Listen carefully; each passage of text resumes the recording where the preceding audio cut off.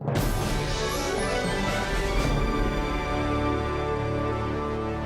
for joining us for CBN News Today. I'm Charlene Aaron. And I'm from Graham. A lead in the search for the missing Malaysia flight has several military planes headed towards a remote part of the Indian Ocean.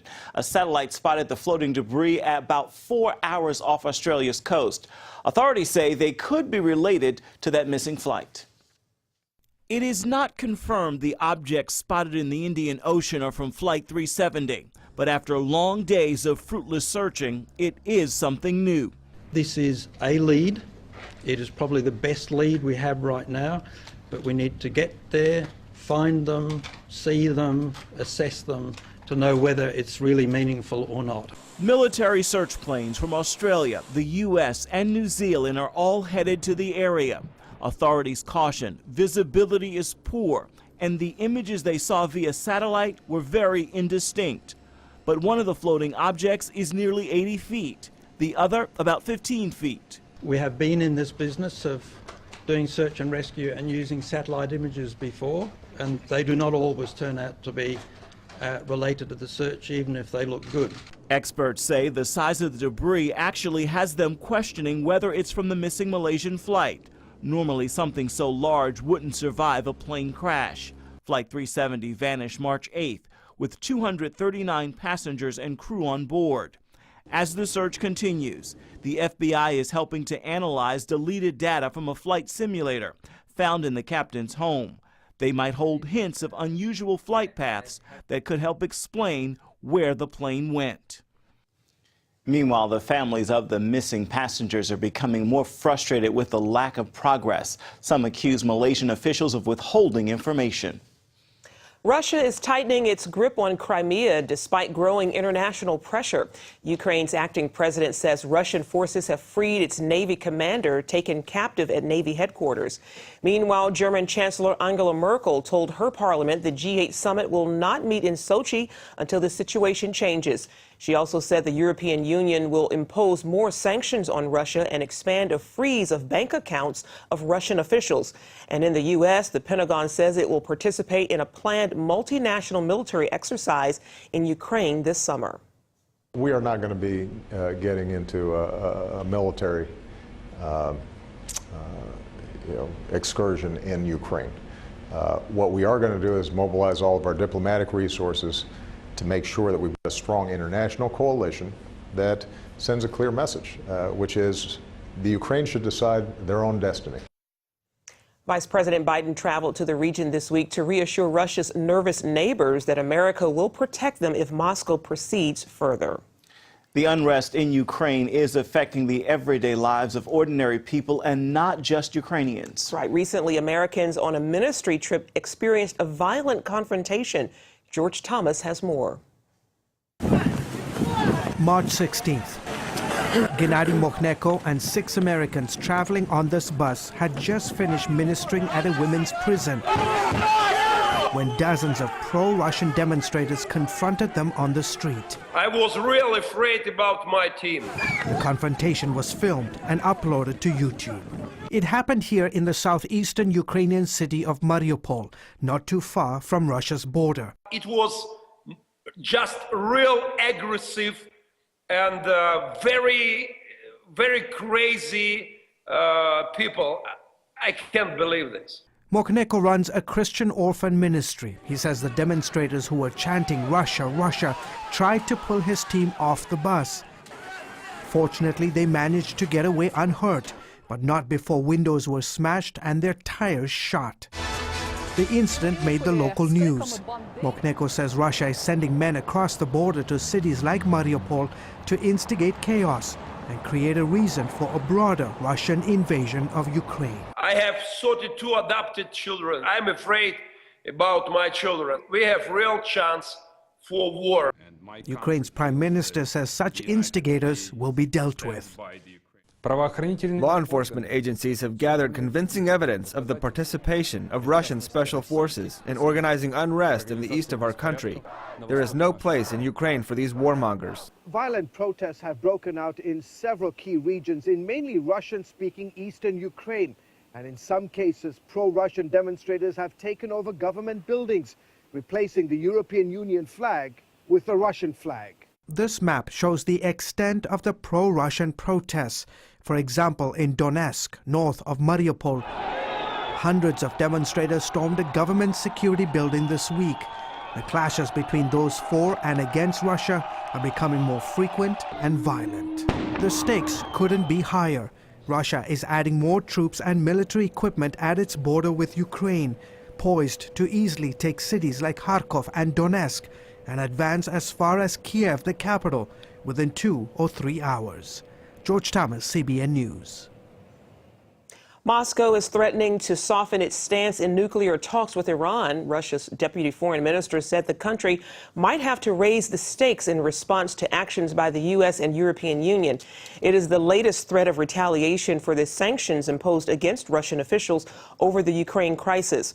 Russia and the U.S. are part of an international coalition negotiation with Iran over its nuclear program.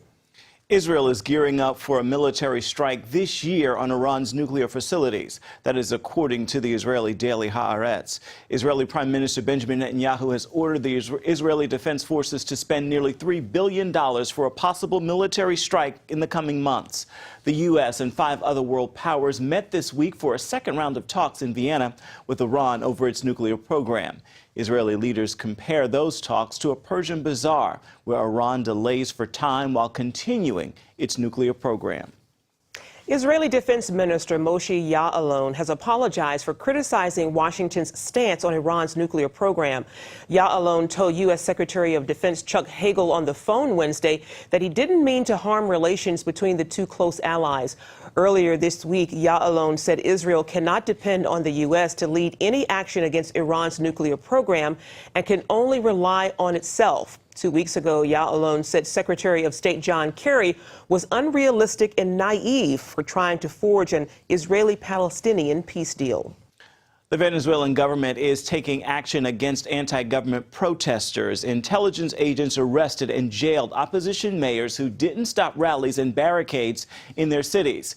Agents have also detained opposition leader Leopoldo Lopez. The protesters are demanding the resignation of socialist president Nicolas Maduro. At least 31 people have died since the violence began back in February. U.S. authorities have arrested 14 people who ran a global online child porn ring. Federal investigators say the group exploited roughly 250 children across 39 states and 5 countries. Most were 13 to 15-year-old boys. Homeland Security officials say 27-year-old Jonathan Johnson of Louisiana was the ringleader of the network. He and other members of his website pretended to be girls to entice teenage boys into sending graphic material. Johnson's websites had over 27,000 members, and Johnson frequently utilized and encouraged other members and uploaders to access popular social networking sites to search for and then locate unsuspecting minor boys for the purpose of having them create sexually explicit videos. If convicted, Johnson could face 20 years to life in prison. About a quarter of the world's Christians face persecution today. New research from Gordon Conwell Theological Seminary shows that 500 million believers live in countries hostile to their faith. Professor Todd Johnson said Christians are persecuted in 46 countries, and more than half of those countries are Muslim. He said the persecutors are commonly neighbors or groups in society rather than governments. For decades, Christians in Cuba faced arrest and imprisonment under the communist atheist government. In recent years, the situation has improved and believers can now worship freely in their churches. Not too long ago, thousands of Cubans came to see a collection of ancient Bible artifacts put on display. The cultural event enjoyed the approval of Cuba's government and exposed a new generation to biblical truths. Over the 21-day event, thousands of Cubans came to view ancient Bible manuscripts and artifacts displayed in Havana's main cathedral. Most of the items came from the private collection of Oklahoma philanthropist Steve Green. Norman Conrad is curator of the Green Collection. So there's some really exciting artifacts here that tell not only the history of how we got the Bible, but the impact that Spain and Latin America had on the history of the Bible. From Dead Sea Scrolls to Jewish Torahs that survived the Spanish Inquisition, the exhibit led visitors through the history and the message of the Bible. Joining the guests, Cuban-American educator Carlos Campo. So you came into the space at the cathedral, watched a video about what the Bible was, what it meant to the Christian life, and then you moved through the entire event that included a replica of the Gutenberg press. So folks could come in and actually pick a verse from the Bible and have it pressed out on this parchment and take it with them as a regalo, as a gift. So it was really wonderful. Over 6,000 Cubans visited the exposition the first week alone, curious about a book that had long been suppressed.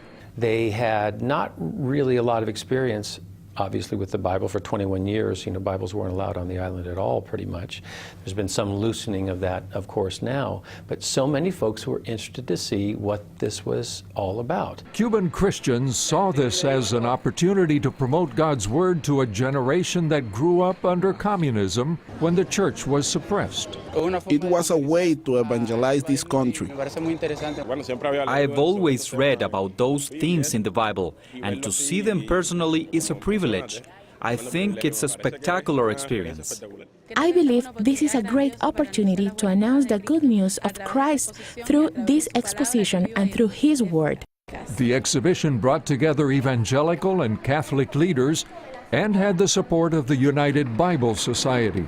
The Green Collection will eventually be housed in Washington, D.C., in a privately funded Museum of the Bible, projected to open in 2017. Stan Jeter, CBN News. Coming up, a rise of anti-Semitism in a country where Jews were shot and shoved into the Danube during World War II. The growing threat of the third largest political party in Hungary. 70 years after the Holocaust, anti-Semitism still lurks in Europe. It's especially bad in Hungary, where an anti-Semitic political party is growing more powerful. And that has observers concerned about the upcoming elections there. Dale Hurd reports from Budapest. A memorial to the Jews of Budapest, who were rounded up during World War II and told to take off their shoes before being shot and pushed into the Danube. Hungary's Jews are fearful again because of a return of anti-Semitism. This is the kind of political ad that tapped straight into the Hungarian psyche. Bankoknak mindent szabad. Míg dolgozunk, ezek csak lopnak. Politikus bűnözőknek mindent szabad. It's an ad for Jobbik, now the third largest party in Hungary, and some say a possible long shot to rule Hungary and a coalition government someday. A Jobbik member of parliament has called for a list to be drawn up of all the Jews in government because he deems them a security threat.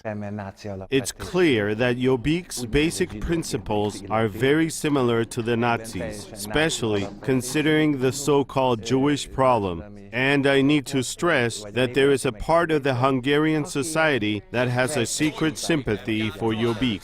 Jobbik started a militia, the Magyar Garda, but it was outlawed.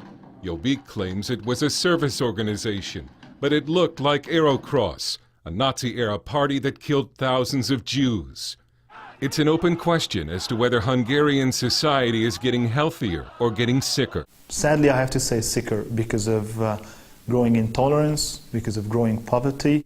We asked one of Hungary's leading political consultants, Viktor Szigetvári, if Jobbik could end up in a governing coalition someday, as some predict, or if they're too radioactive for other parties. They are radioactive, but it is possible that we might have a minority government created after the 2014 general elections. And in this context, it will be interesting what role Jobbik will play. Jobbik turned down our request for an interview, telling us, "We do not want to help you on the issue of anti-Semitism. Jobbik is dealing with much more important problems right now. The sellout of soil to foreigners and to oligarchs close to the government, the corruption scandals, the chaos in education, and the catastrophic state of public safety." Jobbik repeatedly denies that it is anti-Semitic. On its English-language website, it seems to disavow some of the very positions its leaders have spouted publicly. Jobbik says it does not deny the Holocaust, but it also does not like Israel. Steiner and others told us Jobbik should be considered very dangerous. And even if they never rule Hungary, critics say they're a legally elected party, spreading dangerous ideas. But Jobbik seems to be only a symptom in a nation that is still clinging to old-fashioned anti-Semitism. Dale Hurd, CBN News, Budapest. And for more on how Christians in Hungary are taking a stand against Jobbik, visit Dale Hurd's blog, Hurd on the Web. You can find it at our website, cbnnews.com. Up next is the trillion-dollar question. Why aren't we doing more to help Alzheimer's patients? Find out who cares and what they're doing to stave off the disease. Coming up next.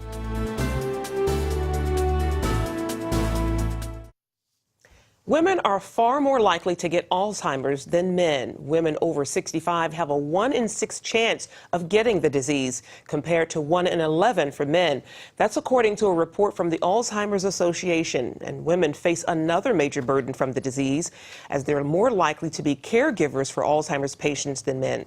The cost of caring for people with Alzheimer's is expected to reach $214 billion this year. Alzheimer's has been called the long goodbye. Today, an American develops this terrible illness every 68 seconds. And as Lori Johnson shows us, its victims are often younger than you might think. At the young age of 53, Paul Turkeltaub learned he had Alzheimer's disease. Now he's beginning his long goodbye. Because that's what this is like, is just having to deal with this where you see yourself slipping every day. And that's the hardest thing to deal with. He sees Alzheimer's as much more than losing your keys or missing an exit. It's visiting someone's home for the 100th time and not recognizing a thing. And it may only take you 5 or 7 seconds to get back on track and figure out where you are and to be able to straighten things out in your mind. But that 5 or 7 seconds is absolutely terrorizing. Paul retired early to enjoy his remaining years with wife Marcy, his high school sweetheart. You know, I've always been the one to take care of her, and it's going to be tough to have to face that issue that I won't be there to do that at some point in time. We're just living our lives day by day, and I kind of don't think about the future. Paul and Marcy hope a cure will be discovered before it's too late for them, but they're discouraged because so little is spent on Alzheimer's research, only $500 million, compared to $6 billion for cancer, $4 billion for heart disease, and $3 billion for AIDS. Dr. Dave Morgan heads up a leading Alzheimer's research facility. He calls the reason Congress allows so little for Alzheimer's is flat-out age discrimination. They say, well, that's old-timers' disease. You know, who really cares about these old folks? Plus, celebrities with other diseases bring attention and support for what they're going through, but you don't really see that with Alzheimer's. The problem is we have cancer survivors who are going out and they're, talking to people and they're telling folks about how the research is so important to them. In Alzheimer's, we don't have survivors. Even though Alzheimer's hits its victims and their caregivers the hardest, the cost hits us all, and it's going to get worse. This year, more than $200 billion will be spent treating our 5 million Alzheimer's patients. And as Americans age, the number of Alzheimer's patients is expected to hit 16 million by 2050, along with $1 trillion a year in medical costs. We need to spend more money at the federal and the state level on Alzheimer's research. That's the only way we're going to ever avoid having this disease completely decimate Medicare. I mean, it won't survive till 2030. Even though there's no cure or effective treatment for Alzheimer's, scientists say our everyday lifestyle choices can make a big difference. Studies show diets high in sugar raise your risk of Alzheimer's. Also, seniors who ate lots of trans fats had smaller brains, one of the hallmarks of the disease, according to researchers at Oregon Health and Science University. We know that in Alzheimer's disease that the brain shrinks at an accelerated pace as the disease and pathology spreads to a certain part of the brain. But if you have a larger brain and more brain tissue, you might have a reserve to handle that pathology better. That same study found that seniors with the largest brains ate diets high in vitamins B, C, D, E, and omega-3 fats. Coconut oil may also help prevent Alzheimer's. It reportedly reversed the symptoms in hundreds of patients to the degree that the Bird Alzheimer's Institute is now conducting the first ever study on the effects of coconut oil. At least up until this time, all we can say is there's anecdotal information that it may be beneficial. There hasn't been any kind of research study that's ever been done. And so we really can't know for certain. So while nourishing your brain may help, challenging it can too. For instance, people who speak more than one language have lower rates of Alzheimer's. Doctors recommend doing puzzles and staying mentally engaged in life, like working. A recent study found those who delay retirement decrease their risk by 4% each year they stay on the job. Physical exercise helps too. Mounting evidence suggests that raising your heart rate for at least 30 minutes several times a week can make a huge difference. But even with all this knowledge, the real hope for beating Alzheimer's is to find a cure or treatment. And finally today, they say when life gives you lemons, you're supposed to make lemonade. Well, what are you supposed to do when life gives you more snow instead of spring? Well, a New York man is using all of this week's extra snow to brighten people's lives, making colorful sculptures for the delight of those driving by. Somebody sent me $20 in the mail with no return address. I get thank you letters. People stop all the time. Some people stop that work at the athletic club or wherever they work at, and they say, I drive by every single morning to see what you've done different. Well, Smith, who's a chef in Rochester area, uses food coloring to add life to his creations. He says he started building the creatures when he was younger and has no plans to stop anytime soon. He still gets surprised by the responses he gets from people admiring his colorful sculptures. He's had lots of inventory to work with this year, that's for sure. Oh, for sure. I love it. Well, that's going to do it for now on CBN News Today. You can find more of our exclusive coverage of the issues you care most about at cbnnews.com. Take the time to tell us what you think about the stories you've seen here. You can do that on Facebook or at CBN News on Twitter. Hope you'll join us again right here next time. Have a great day, everybody.